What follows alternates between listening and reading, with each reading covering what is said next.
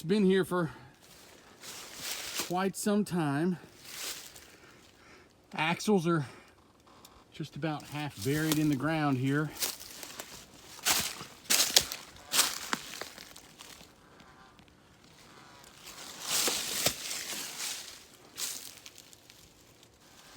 So you can see it's an old Dodge pickup. It's a data tag, steering column. So somebody had it tied off as they towed it to this location. And it's a bunch of parts in various condition.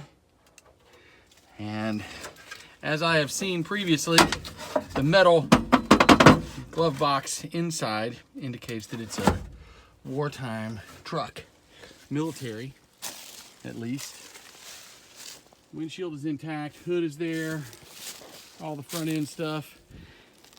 But we see that there's a second one here. This axle's off the ground because it has a wheel on it.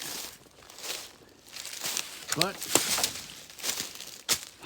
the Bilfer joint's taken apart.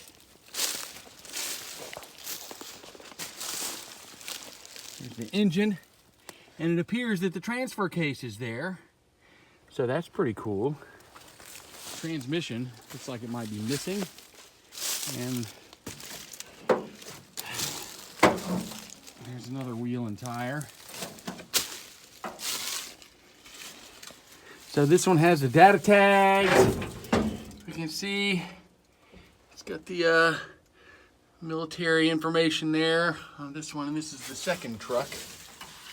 So I'm hoping that some of you folks in internet land can maybe look at this video and give me some insights. From my research, it looks like these are the military doors because it's got the metal panels, perhaps.